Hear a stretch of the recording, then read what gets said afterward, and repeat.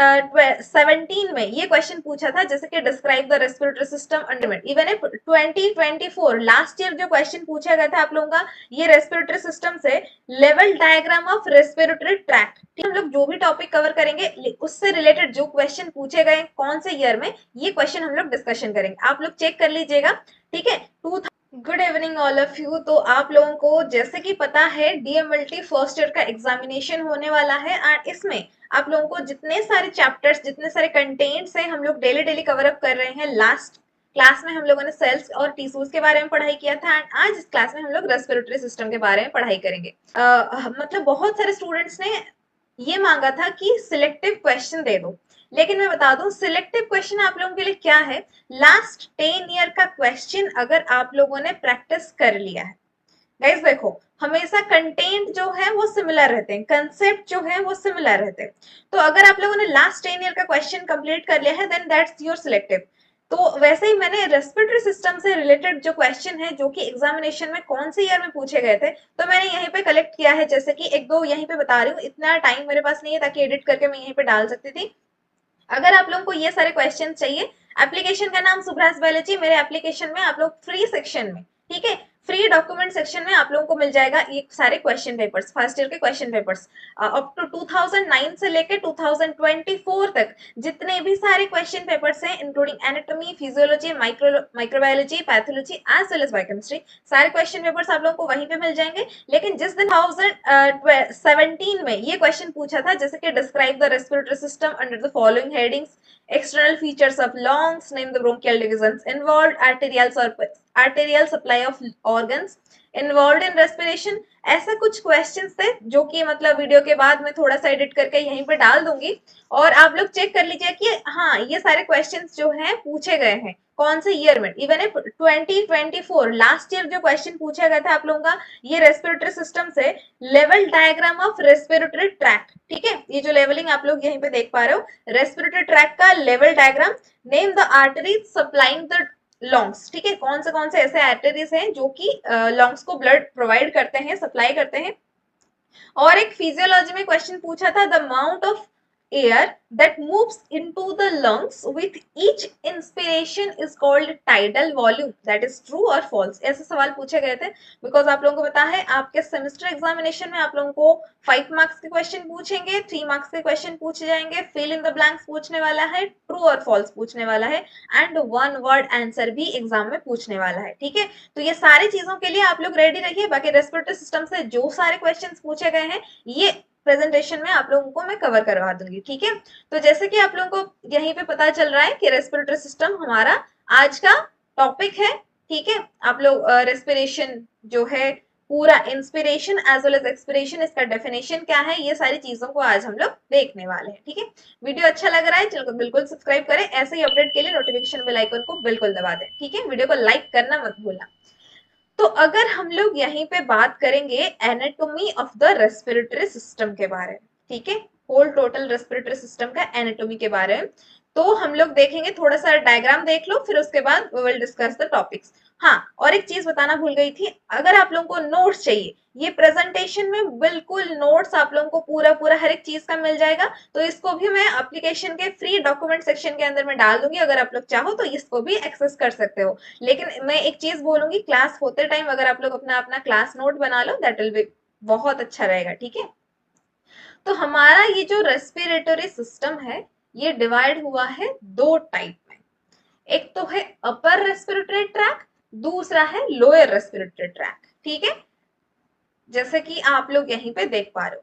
तो ये जो अपर रेस्पिरेटरी ट्रैक है इसके अंदर में क्या क्या ऑर्गन्स आ जाते हैं, nose, nasal cavity, sinuses, pharynx and larynx, मिल गया। अपर रेस्पिरेटरी ट्रैक के अंदर में आपके ये सारी चीजें आ रहे हैं, ठीक है। चलो next is your lower respiratory tract, देखो ये बॉक्स के अंदर में आप लोग देख पाओगे यहीं पे, this is your lower respiratory tract. तो लोअर रेस्पिरेटरी ट्रैक में आपके क्या क्या आ जाते हैं, this is your trachea here, isn't it, trachea है, ट्रैकिया आ गया। उसके बाद ब्रोंकाई, बिकॉज ट्रैकिया डिवाइड हुआ है लंग्स के अंदर में ब्रोंकाई पे, और ब्रोंकाई फर्दर डिवाइड हुआ है ब्रोंकियोल्स पे, जो कि हम लोग आगे देखने वाले हैं ब्रोंकियोल्स में।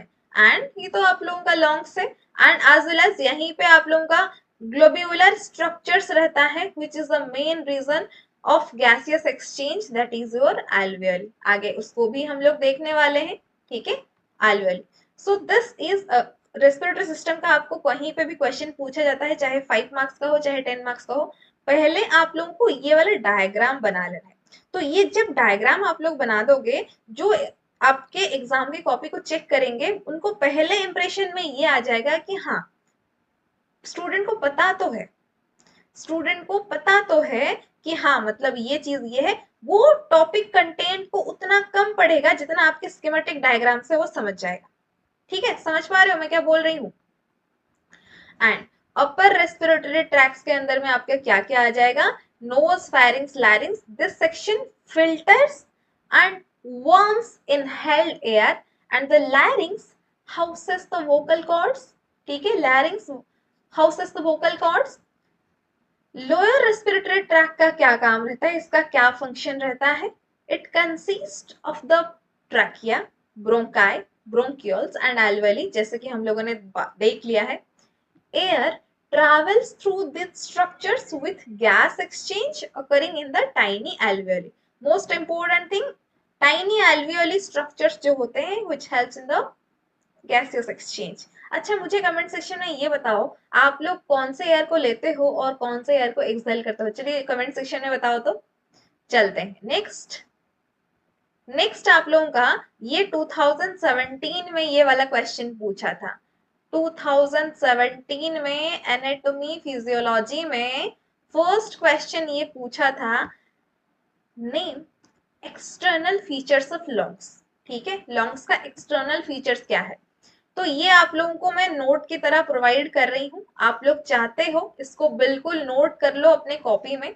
शेप एंड साइज लिखना होगा आप लोगों को, जैसे कि स्पॉन्जी है, इसके अंदर में एयर फिल्ड ऑर्गन्स है, ठीक है, थोरैसिक कैविटी के अंदर में ये प्रेजेंट है, लोब्स प्रेजेंट है। राइट लॉन्ग का 3 लोब्स होता है, that is your superior, middle and inferior. And left long के पास 2 लोब्स होता है, that is your superior and inferior. ये क्वेश्चन बेटा आप लोगों को ना बता दूं मैं, ये क्वेश्चन आप लोगों को fill in the blanks as well as objective question as well as one word answer, हर एक चीज के लिए ये आपको क्वेश्चन पूछता है। दिमाग में फिट कर लो सब लोग। राइट लोब के पास 3 लोब्स हैं एंड लेफ्ट लॉन्ग के पास 2 लोब्स हैं, और इसका नाम है, राइट लॉन्ग के पास जो 3 लोब है उसका नाम है superior, middle and inferior, whereas left long के पास जो लोब है जो है ओनली सुपीरियर एंड इंफेरियर। ध्यान पर रखना जरा। And next thing is surfaces. ठीक है, next thing is surfaces, costal surface, mediastinal surface and diaphragmatic surface. तो ये कोस्टल सरफेस जो है ये आपका फेस करता है रीब्स के ऊपर। हम लोग पिक्चर देखेंगे जब आप लोग समझ जाओगे यहीं पे। ठीक है, ये जो आपका लॉन्ग्स का पिक्चर है, इसमें costal surface, mediastinal surface and diaphragmatic surface जो है, जो फेस कर रहा है डायफ्रागम को, वो उसको हम लोग बोल देंगे डायफ्रैगमेटिक सरफेस। एंड जो फेस कर रहा है आपका मेडिस्टेनम को, जिसमें जिसके अंदर में रहता है आपका हार्ट, वेसल्स, तो इसको हम लोग मेडिस्टेनल सरफेस बोलेंगे। और जोर सरफेस जो है वो फेस कर रहा है रिब्स को, इन आपके थोरैसिक कैविटी, ठीक है, ये आपके हार्ट, लॉन्ग्स, ठीक है, तो वो जिस रीब्स को जो सरफेस फेस कर रहा है उसको हम लोग कोस्टल सरफेस बोलते हैं। Next is hilum. This is the area on the mediastinal surface of each lung where blood vessels, nerves and bronchi enter and exit। Hilum एक ऐसा एरिया है कहाँ पे? मेडिस्टेनल सरफेस पे, जहां पे आपका blood vessels, nerves, bronchi enter भी करते हैं और एग्जिट भी करते हैं। ठीक है, it is also known as the root of the lung. And pleura, pleura के अंदर में आपका क्या रहता है? Pleural fluid. ठीक है, ये जो प्लूरल कैविटी है इसके अंदर में क्या रहता है? Pleural fluid. आप लोगों ने फ्लूइड के चैप्टर में प्लूरल फ्लूइड नाम बहुत अच्छे से सुना होगा। तो प्लूरा जो है, the lungs covered by a thin membrane, double layer membrane called pleura। ठीक है, उसके अंदर में प्लूरल कैविटी होता है एंड इसके अंदर में होता है आपका प्लूरल फ्लूइड। ओके, इतना अगर आप लोग लिख लेते हो एग्जाम में तो आपको 5 मार्क्स अच्छे से मिल जाएंगे। ठीक है, भले ये 2 मार्क्स का पूछा था। नेक्स्ट थिंग इज, और एक चीज आप लोगों को बहुत अच्छे से जानना पड़ेगा कि आप लोग इंस्पिरेशन किसे बोलते हो, एक्सपिरेशन किसे बोलते हो। यहीं पे मैं मोटिवेशनल चीज इंस्पिरेशन की बात बिल्कुल भी नहीं कर रही हूँ। I am talking here about inspiration that is this type का inspiration. The diaphragm contracts. Suppose आपका डायफ्रागम कहाँ पे है, यहीं पे। ठीक है, diaphragm contracts expanding the chest cavity। Feel practically अपने आप में ही करो। ठीक है, expanding the chest cavity and creating negative pressure that draws air into the lungs, and that is the inspiration।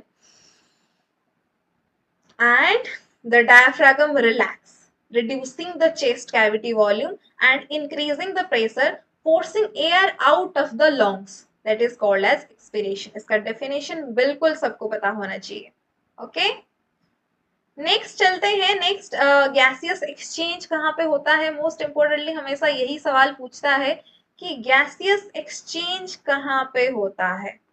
ठीक है, गैसियस एक्सचेंज कहाँ पे होता है, एंड आपके दिमाग में फिट कर लो, the correct answer is एल्वियली।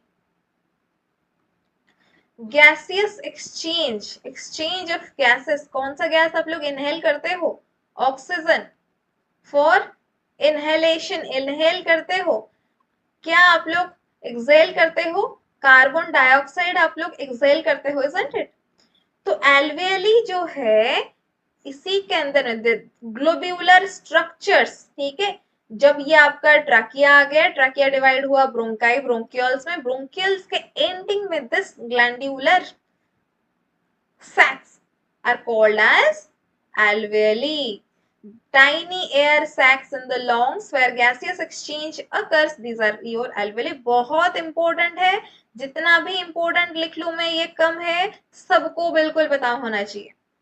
Small blood vessels surrounding the alveoli allowing for efficient gas exchange, diffusion, movement of oxygen from alveoli to blood and carbon dioxide from blood to alveoli, that is your diffusion method से आपका alveoli से blood को and blood से alveoli को gaseous exchange होता है। नहीं तो आप लोग लॉन्ग सपोज कैसे ही, कहां से ये कार्बन डाइऑक्साइड लेगा, सारे सेल से, डिफरेंट ऑर्गन से। तो वहीं पे कुछ जो ब्लड वेसल्स यहीं पे उसको सराउंड किए हुए हैं एल्वेली को, वो डिफ्यूजन मेथड से लेते हैं और देते हैं gas. Okay, is it clear. Video अच्छा लग रहा है, चैनल को बिल्कुल सब्सक्राइब करना मत भूलें। ठीक है, तो वही 2017 के एनाटॉमी फिजियोलॉजी क्वेश्चन का सेकंड नंबर का क्वेश्चन था, bronchial divisions in the lungs.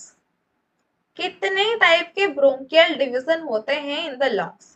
Primary bronchi, secondary bronchi, tertiary bronchi, smaller bronchi, bronchioles, terminal bronchioles, respiratory bronchioles, सारे डेफिनेशन आप लोग देख पा रहे हो। Alveolar ducts and alveoli.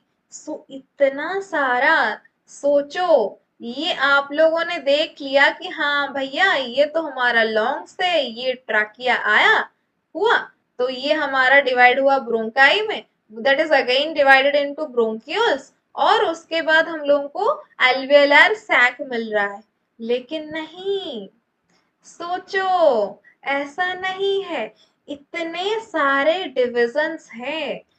Suppose ये आपका ट्रकिया आया, उसके बाद ये डिवाइड हुआ ब्रोंकाई में, ब्रोंकाई प्राइमरी है, सेकेंडरी है, टर्शियरी है, उसके उससे भी छोटा स्मॉलर ब्रोंकाई है, ब्रोंकियोल्स है, टर्मिनल ब्रोंकियोल्स है, रेस्पिरेटरी ब्रोंकियोल्स है, and alveolar ducts and alveoli है। ये सारी चीजों को आप लोगों को एग्जामिनेशन के कॉपी में बिल्कुल लिखना होगा if you want to get the marks. Okay, तो ब्रीफली अगर हम लोग बात करें इतना ही था, ब्रीफली अगर हम लोग बात करें इतना ही था। ठीक है, समझ पा रहे हो सब लोग। एग्जामिनेशन में लॉन्ग्स का डायग्राम करना कंपलसरी है अगर आप लोगों को क्वेश्चन पूछता है ऑन दिस रेस्पिरेटरी सिस्टम। ध्यान पे रखना सब लोग इसे। ओके चलो,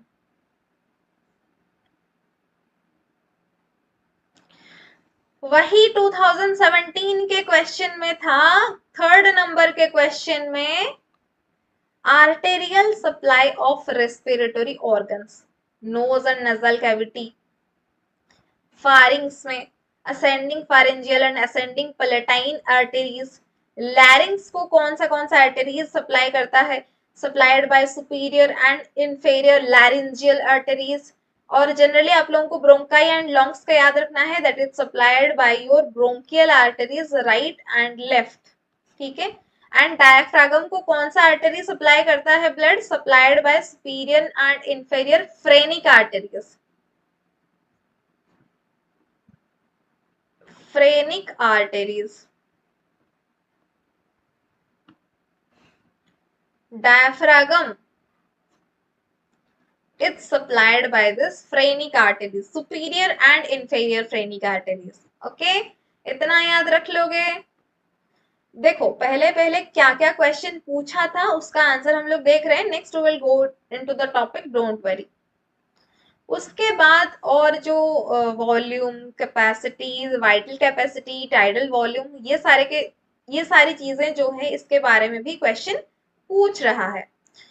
तो दो इंपॉर्टेंट चीजों को आप लोगों को रखना है याद। First one is the tidal volume, क्या होता है इसका डेफिनेशन में आपको ट्रू फॉल्स क्वेश्चन भी मिल जाएंगे।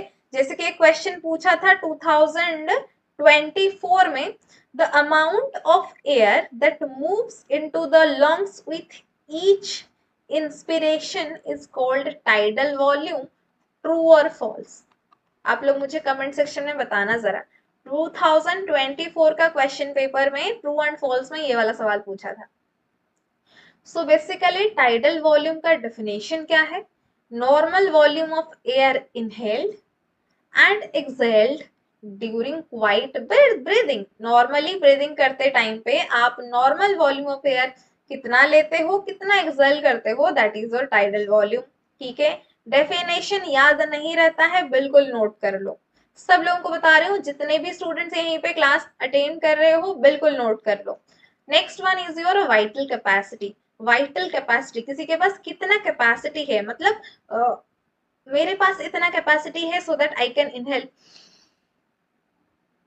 दैट इज मैक्सिमम, उससे ज्यादा और मैं इनहेल नहीं कर पाऊंगी, so that amount is called as your vital capacity. The maximum amount of air that can be exhaled after a maximum inhalation.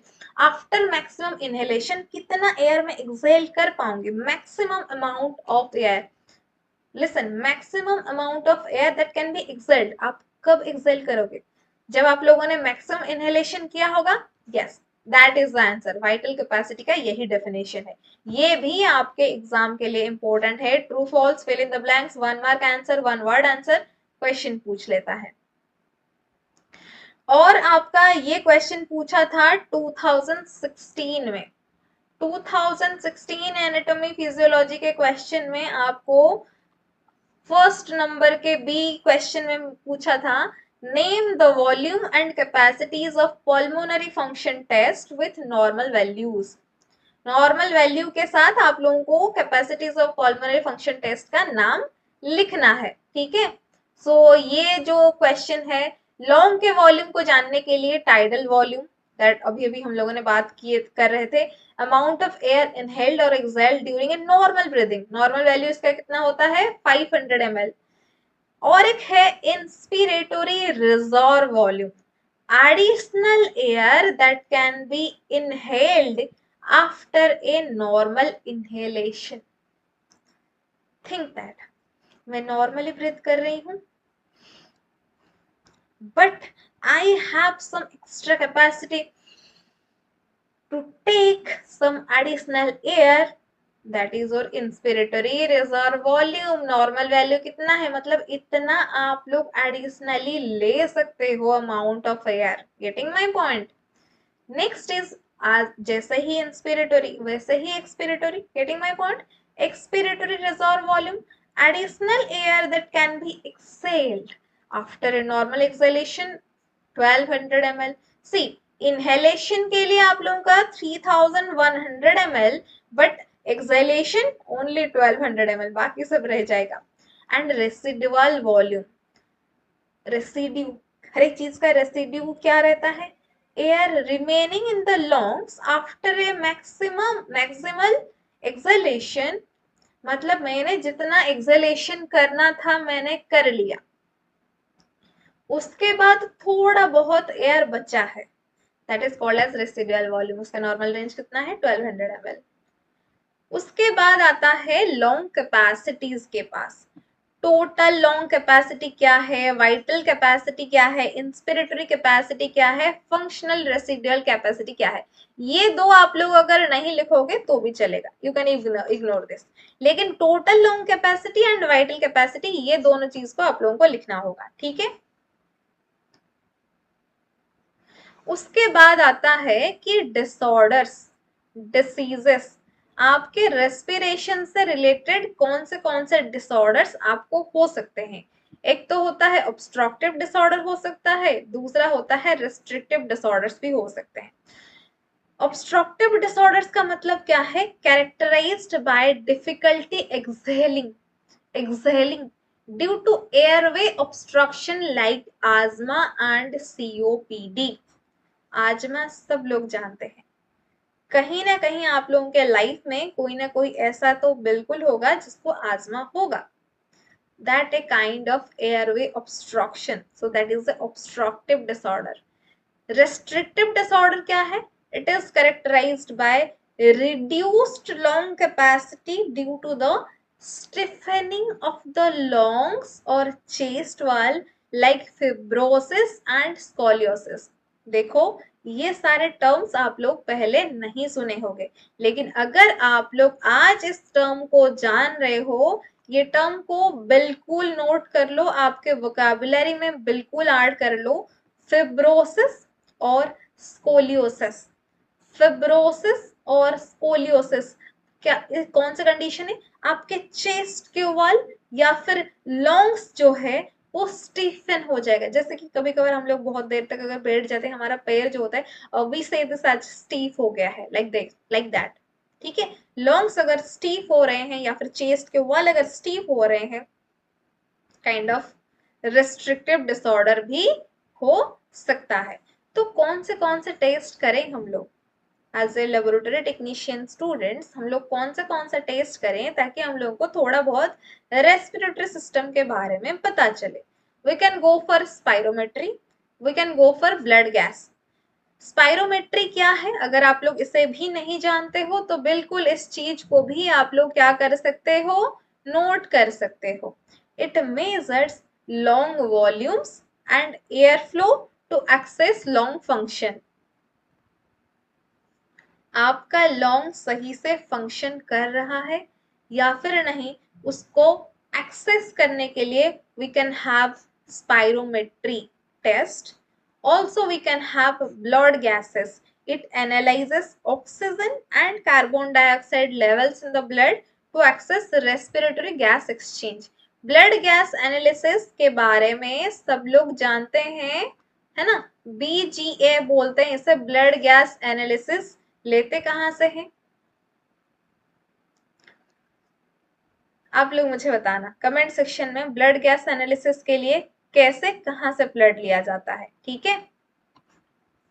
चलो नेक्स्ट पे चलते हैं, फार्माकोलॉजी रेस्पिरेटरी चीज। देखो ब्रोंकोडायलेटर, आपके सब लोग फर्स्ट ईयर के स्टूडेंट हो, सबको ब्रोंकोडायलेटर आप लोग फार्माकोलॉजी में पढ़ाई किए होंगे, ये वाला टर्म के अक्रॉस में आप लोग आए होंगे, ब्रोंकोडायलेटर्स। ब्रोंकोडायलेटर्स क्या है, these are some of your drugs which relax airway muscles to improve airflow, ताकि सही से आप लोगों का एयर फ्लो हो पाए। These are some of your drugs that relax your airway muscles। जो मसल्स अटैच्ड हुए हैं हमारे रेस्पिरेटरी सिस्टम के साथ, जो कि हेल्प करते हैं एयर फ्लो के लिए, उसको रिलैक्स करने में हेल्प करता है। often used for asthma and COPD। तो कभी कभार आप लोगों ने देखा होगा आजमा पेशेंट्स एक इनहेलर लेके घूमते रहते हैं। So these are nothing but the bronchodilators, ठीक है। आज के बाद एक नया चीज जानने के लिए मिला, है ना। तो जो एजमा पेशेंट्स ऐसे ही इनहेल स्प्रे लेके घूमते रहते हैं, these are your bronchodilators. And next one is your steroid. Steroid का नाम सब लोग जानते हो, हर एक चीज के लिए स्टेरॉइड जो है, अगर कोई मेडिसिन नहीं है तो स्टेरॉइड दे दो। Reduce inflammation in the Airways, helpful for long term control of chronic respiratory diseases. अगर रेस्पिरेटरी डिसीज आपका क्रोनिक बन चुका है, समझ रहे हो, तो उस टाइम पे एयरवे के इन्फ्लेमेशन को रिड्यूस करने के लिए, कम करने के लिए, डिक्रीज करने के लिए ये बहुत हेल्पफुल होता है। These are your steroids. देखो, ब्रोंकोडायलेटर्स एंड स्टेरॉइड्स, ये दोनों वर्ड को आप लोगों को बिल्कुल भी नहीं भूलना है, ठीक है। These are some of your drop का नाम दिया है, अगर आप लोग चाहो तो पढ़ सकते हो, ठीक है। नेक्स्ट हम लोग क्या करते हैं as a medical laboratory technicians, blood gas analysis करेंगे, जैसे कि आप लोग अभी अभी हम लोगों ने देखा। It will evaluate respiratory function through blood oxygen and carbon dioxide level. Carbon dioxide का level as well as oxygen का लेवल पता चलता है हमारा ब्लड गैस एनालिसिस से। We can also go for sputum culture and sensitivity. This is a microbiological test जहाँ पे आपका बैक्टीरिया आइडेंटिफाई होता है, मतलब कौन से बैक्टीरिया की वजह से आपका प्रॉब्लम हो रहा है, या फिर any of your fungi causing this respiratory disorder. ये कौन सी चीज रिस्पॉन्सिबल है for your respiratory infection. We also go for microbiology test, that is your sputum culture and sensitivity. Getting my point?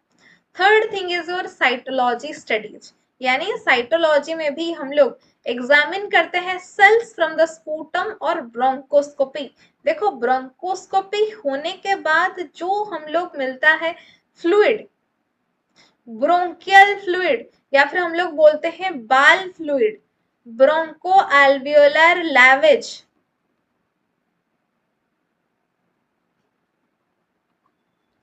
Bronco alveolar lavage, BAL fluid हम लोग इसे बोलते हैं। तो इसको भी लेके हम लोग एग्जामिन कर सकते हैं फॉर गेटिंग एनी मैलिग्नेंसी और inflammation. So these are 3 types of test we can do as a laboratory technician, ठीक है। एंड फाइनली रेस्पिरेटरी सिस्टम आप लोगों के लिए जानना बहुत इंपॉर्टेंट है। ये एनाटॉमी के लिए, फिजियोलॉजी के लिए, आपके टेस्ट जितने सारे हम लोगों ने देखा, चाहे पैथोलॉजी का टेस्ट हो, चाहे आपका माइक्रोबायोलॉजिकल टेस्ट हो, ये सारे टेस्ट करके भी हम लोग को पता चल सकता है कि आपका लंग्स जो है वो सही से काम कर पा रहा है या फिर नहीं। और जितने सारे क्वेश्चंस 2023 में जैसा कि पूछ लिया था, respiratory tract is lined by which epithelium, कौन से एपिथेलियम, ठीक है। रेस्पिरेटरी ट्रैक आपका is lined by which epithelium, जैसे कि सीडोस्ट्रेटिफाइड एपिथेलियम, सीडोस्ट्रेटिफाइड कॉलमनर एपिथेलियम। और पूछा था वही 2023 में, what is the chief muscle of inspiration, what is the chief muscle of inspiration, that is your diaphragm, ठीक है। और 2022 में पूछा था, diaphragm is the chief muscle of expiration, true और false expiration का, ठीक है। और 2024 का तो अभी अभी मैंने बता दिया है। 16 में 15 में भी एक क्वेश्चन पूछा था, larynx is a part of which system। 2015 में एक क्वेश्चन पूछा था, larynx is a part of which system। तो ये भी आप लोग अगर जान लोगे then that will be also very much helpful for all of you। I hope ये क्लास से आपको हेल्प मिल रहा है। अगर हेल्प मिल रहा है, don't forget to subscribe, because ये आप लोगों के लिए तो फ्री है, लेकिन इससे मेरे को बहुत मोटिवेशन मिलती है। तो फिर चलिए मिलते हैं इन द नेक्स्ट क्लास, जहाँ पे हम लोग और एक चैप्टर के साथ और क्या प्रीवियस ईयर के क्वेश्चंस मिले हैं उसके बारे में बात करेंगे। तब तक के लिए इस वीडियो को अच्छे से देखते रहिए, वीडियो को लाइक करना मत भूलना, ठीक है। फिर मिलते हैं in the next class. Good night everyone.